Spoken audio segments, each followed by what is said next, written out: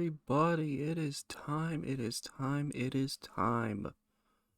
It is time for Spring Stampede 1997 in our WCW What If series in TEW 2020. I, of course, am CR Daredevil. As you see there on the screen, you can click, or you can't click those, but you can definitely go follow me over on Twitter or on Twitch.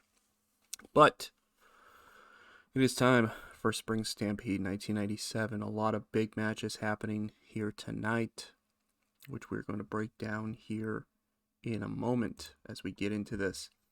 So we have a video package airing highlighting some of the matches tonight, including Ric Flair versus Eddie Guerrero, Diamond Dallas Page versus The Giant, Cactus Jack versus Brian Pillman. Of course, the big main event, the world title on the line, Owen Hart challenging his brother Bret for the title. The United States Championship is on the line. Booker T and Stevie Ray are supposed to fight each other tonight, and so much more happening. Speaking of the United States Championship, that is what's opening up our show here tonight, as it is Dean Malenko challenging Paul Levesque for the United States Championship. And in an 84 rated matchup, good stuff there. Great way to start off this show. Dean Malenko defeats Paul Levesque in 11:32 by submission with a Texas Cloverleaf after Eric Bischoff accidentally hit Levesque during the matchup. Dean Malenko is your new United States Champion. 84 rating. So there you go. Huge stuff for WCW already, as they are able to get one of the championships away from the NWO, as they are able to get the United States Championship away from Paul Levesque and into the hands of Dean Malenko. So Dean Malenko, your new United States Champion. Really great stuff for him there, as he's able to get the victory there. 84 from Malenko, 72 from Paul Levesque. Great stuff. Great stuff between those two. After the match, Dean Malenko is celebrating with Megumi Kudo, his manager, friend, what have you. Not really sure if they ever became like an official relationship or anything like that, but she's definitely been, managing him recently or for a while now. Of course, she's the women's world champion, so of course the two are celebrating with their championships there, as Paul Levesque is helped to the back by Eric Bischoff. Levesque kind of looking back and kind of staring daggers at Dean Malenko, almost as if to say that this recent issue between these two are far from over. So interesting stuff there. 72 rating, as Dean Malenko is your new United States Champion. Then after that, an 80 rated matchup. My God, we may end up having a pretty good show this here at Spring Stampede. In a good matchup, Ron Simmons is able to defeat Vader in 10:01 by pinfall with a Dominator. 80 rating for the match. I have no idea how Simmons got Vader up for the Dominator, but why not? 80 rating for the match, 79 from Vader, 67 from Ron Simmons. Ending the storyline here. We have reasons for it, the way it's playing out like this. So 80 rating though, as Simmons is able to defeat Vader, kind of ending the recent weeks of Vader attacking his hit not only Ron Simmons but also Ron Simmons' protege Rocky Maivia. So Ron Simmons able to get the victory here at Spring Stampede. 75,000 people in a generic arena in the Great Lakes, by the way, because apparently the Great Lakes did not have an arena big enough for how many people we were bringing in. So, it's some random stadium up there. It's Great Lakes, so I don't know. We're running Soldier Field in Chicago, I guess, or something. I don't know. Then after that, we have an interesting little segment. They got a 75. My God, we may be really catching on with this show, as Raven is being interviewed by Gene Okerlund backstage, and Okerlund is asking about what happened this past Monday night, where apparently Johnny B. Bad wasn't where Snow and Raven had him. Raven said, all Raven really said here was that Johnny B. Bad has opened his eyes to see the truth, and the truth is now before him. As Okerlund looks really confused at Raven, we get word of something happening.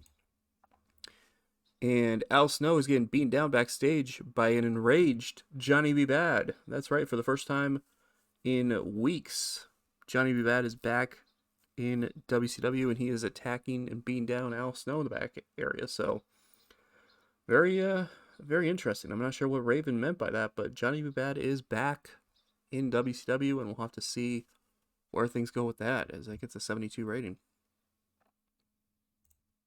Then after that, 82 rating for this one. Match suffered because there wasn't enough selling shown, but that's all right. About that, had Fantastic King, Great Wrestling. The Giant defeats Diamond Dallas Page in 843 by pinfall with a choke slam. 82 rating, 90 from the Giant, 77 from Diamond Dallas Page. The Giant able to win this matchup by pinfall with a choke slam. And Diamond Dallas Page said he was gonna stop the Giant, but apparently he could not get it done on this night, as the Giant was just too much for him.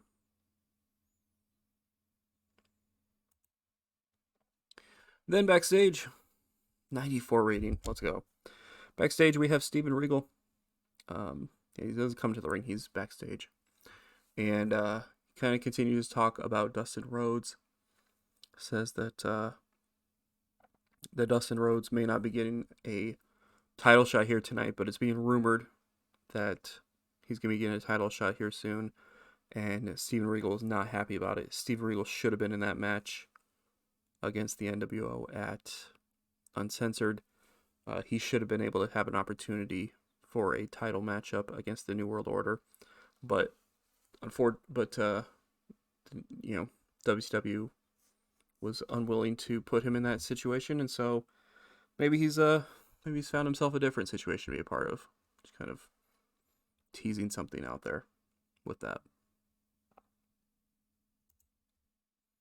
Then after that, our 6-person tag team matchup happens, and the Horsemen of Marcus Bagwell, Chris Benoit, and Marika Yoshida defeat Alex Wright, Billy Kidman, and Q Suzuki in 10:36 when Benoit pinned Kidman with a dragon suplex. Benoit head and shoulders above everyone else.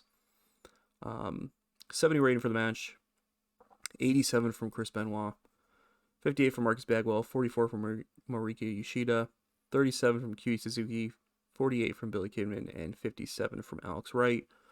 This kind of puts an end to the storyline. I was originally going to do just a 2-on-2 matchup to try to end the storyline, but I have other plans for a few different people involved in this match, and I needed to end this whole storyline to get them into those. So we'll kind of see what happens from there. But the Horsemen get a victory here in 6-person tag team action in a 70 rated matchup. So pretty good there. Then after that, Booker T is out in the ring, ready for his matchup with his brother Stevie Ray. Stevie Ray walks out with his arm in a sling. Stevie says that he suffered an injury at a house show this week, which, nobody had ever heard of that happening at all. Nobody in WCW knew of that happening. But Stevie Ray is unable to compete tonight. His arm's hurt. He's hurt. He can't compete tonight. But he says, "Don't worry, Booker. I found a suitable replacement for myself here tonight." That suitable replacement is Meng. Meng comes out, and Booker knows he's going to have one hell of a fight on his hands, as Stevie Ray just kind of smiles while he's coming to the ring with Meng and James Mitchell. And we're going to get, instead of it being Booker versus Stevie, we're going to have Booker T versus Meng here tonight on Spring Stampede. And in an 80 rated matchup, Meng actually gets the pinfall of Booker T in 8:55 after Stevie Ray, with his supposed arm injury, ends up pulling a lead pipe out of his sling and uses both arms, no problem with the one arm he claimed was hurt, to hit Booker T with the lead pipe, causing Meng to end up connecting with a thrust kick or something like that and getting the victory. 80 rating for the match. Booker T with a 77, Meng with a 71. So Meng gets the victory over Booker T thanks to the interference of Stevie Ray and his quote-unquote injury that turned out to be a fake injury just so he could hide a lead pipe to use on his own brother. Then after that, we have Chris Jericho coming to the ring for his matchup against Sting. He has a mic the whole time, and he welcomes everybody to Chris Jericho's Spring Stampede. He says that he should be in the main event, but regardless, he's going to defeat the icon, the man who everybody's been looking up to for so long in WCW, the face of WCW as they call him. He's going to defeat Sting so he can move on to bigger and better things. And he's going to shock the WCW world here tonight by defeating Sting. He says it in his cocky and brash kind of way. My God, a 91 rated matchup between these two. As Chris Jericho defeats Sting in 12:38 by submission with a Lion Tamer after interference from Lance Storm. Back and forth matchup. Sting looked like he was going to end up getting the victory. Referee got knocked down. Sting looked like he was going to end up trying to get the victory, going for the Scorpion Deathlock when Lance Storm ran in and attacked him. Ended up going after his leg, hurting his leg. And then Jericho was able to clock Sting with the quote-unquote brass knucks that Lance Storm brought down. If you ever go back to like WCW, especially around this time, they always had this weird, like, it was supposed to be brass knuckles, but it wasn't brass knuckles. It was like this really big, like, taped up thing that wrestlers would use. So it basically uses that. Sting's laid out. He's unconscious. Jericho puts him in the Lion Tamer. Lance Storm wakes up the referee, and Sting is defeated. He looks like he's passed out in the move, so the referee calls for the bell. So Jericho gets a victory over Sting in a 91 rated matchup. 82 from Chris Jericho, 83 from Sting. And,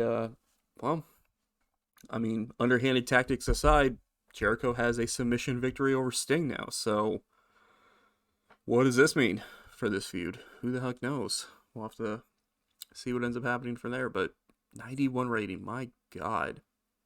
Great stuff there between those two.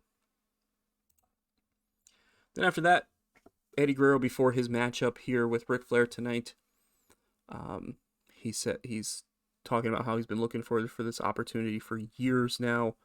Ever since he's been trying to get into the business, he's always dreamt of having a one-on-one matchup with Ric Flair. And here tonight, he gets that one-on-one matchup with Ric Flair. He gets to do what nobody thinks he can do and defeat Ric Flair here tonight at Spring Stampede.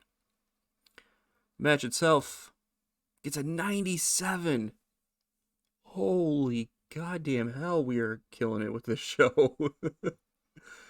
Ric Flair in 13:11 defeats Eddie Guerrero by submission with a figure 4 leg lock. Of course, Flair had to cheat.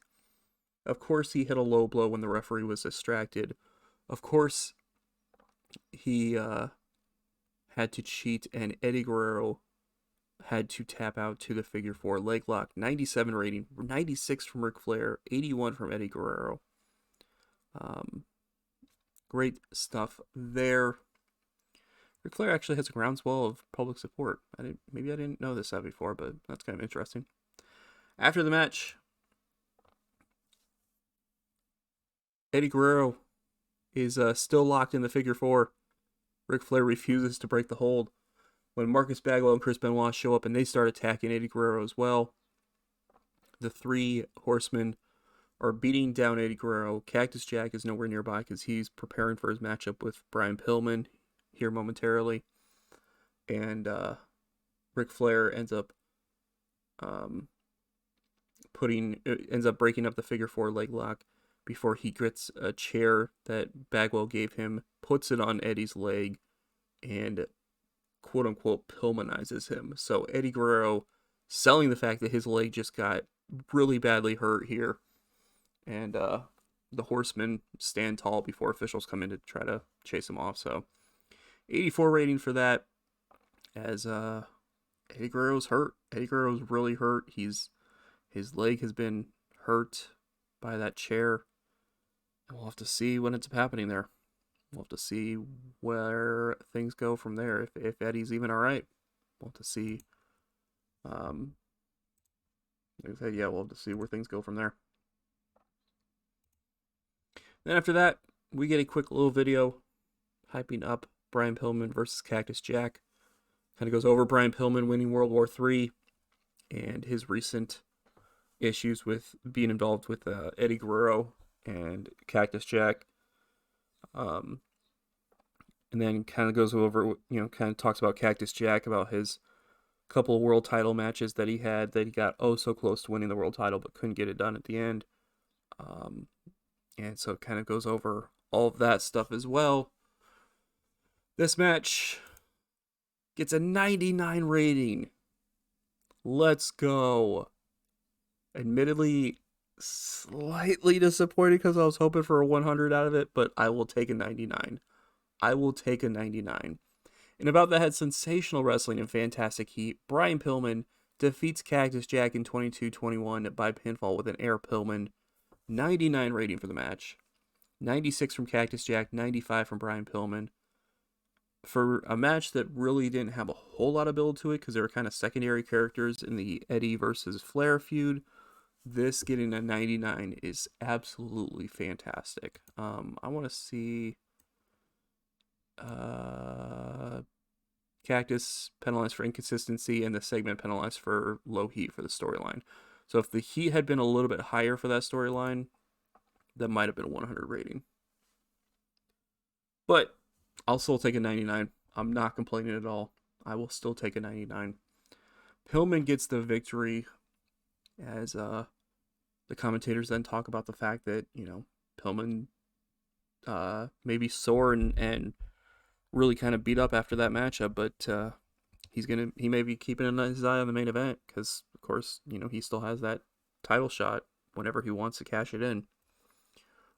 But there you go, Brian Pillman with a victory over Cactus Jack. Cactus, had a couple world title matches that he fell just short in recently, and now taking on Brian Pillman here, he fell just short. Like, we'll have to see. We'll have to see if Cactus Jack can get things turned back around. He's kind of stumbling a little bit in some of these high-profile matches recently, but 99 rating, I will gladly take that for sure. Before we get to the main event, we go backstage where we find out that Dustin Rhodes and Steve Austin have attacked the tag team champions, Jerry Lynn and Sean Waltman. Lynn and Waltman are getting beaten down and left laid out thanks to Dustin Rhodes and Steve Austin. And the commentators do announce with this right here, right now, that the main event of Nitro tomorrow night will be the match for the WCW World Tag Team titles. It will be Dustin Rhodes and Steve Austin teaming up to take on Jerry Lynn and Sean Waltman. So there you go. Yeah, match we were teasing for a little bit now, but it will be happening on Nitro tomorrow night. I thought about putting it on the pay-per-view, but I already had too many matches on the show as it was. And so they're going through to booking everything. Like, I overbooked time-wise what I normally do. So it was a good thing I didn't do it on this show. But yeah, so tomorrow night it will be the main event. It will be Dustin Rhodes and Steve Austin challenging Jerry Lynn and Sean Waltman for the WCW World Tag Team titles. Then after that, 83 rating for the quick video package between Owen and Bret Hart. Shows footage of them training with their father Stu Hart in the dungeon. Kind of shows footage of their time in Stampede Wrestling. Obviously, because we're at war with them, we're not allowed to show WWF footage, but kind of talks about, has different members of the family talking about these two constantly feuding with each other. Owen Hart, Bret Hart for the WCW World Heavyweight Championship. 93 rating. Let's go. As in about that sensational wrestling and fantastic heat, Bret Hart defeats Owen Hart in 1912 by submission with a sharpshooter, making defense number 5 of the World's Heavyweight Championship. 97 from Owen Hart, 100 from Bret Hart. Great chemistry with the two of them. Got a 93. I'm guessing that's just because of the storyline. Yeah, it's just the storyline that hurt it. And the fact that it wasn't over 21 minutes as well. Because I think that's the highest rating you can get for a match that's not over 21 minutes, was a 93. So if I'd put this like 22, 23 minutes or higher, probably would have got them possibly a 100 rating. Also, otherwise 98, 99, somewhere around there. So, but you know what? I'll take it. I'm not going to complain about it at all. I will take it. As Bret Hart defeats Owen Hart to retain the World's Heavyweight Championship. The show itself gets a 93 rating. Gladly will take that. This show was just fire, honestly. Like, the only, the worst rated segment on the show was the Booker T and Stevie Ray, where Stevie Ray revealed his injury, and that was even a 69. Everything else was at least, dark greens and even the light blues there with a lot of that stuff. So I will gladly take that. Gladly take that indeed. A fantastic show for Spring Stampede. Lots of great matches happening on the show. Cannot complain about those at all. Ends up being, at least since we converted the save to this computer, ends up being our highest rated pay-per-view with the 93. We had some nitros that were 94s and 95s, so but it does end up being our highest rated pay-per-view we've had. Top matches, of course, the first 99 rating we've ever had in this, or at least in this second version of this. Flair and Eddie Guerrero getting 97 is our second best match of all time. The world title matchup is 10th there. Gets a 93. Jericho defeating Sting at a 91 is 13th. So look at that. Right off the bat, we had 4 matches that ended up being in our top 13 of all time in this. Attendances, Clash of Champions had more, but that's all right. Buy rates, 6.13 buy rate for Spring Stampede, which was the highest we've ever had. And there you go. Great stuff there from Spring Stampede. Absolutely killing it tonight. Absolutely just killing it.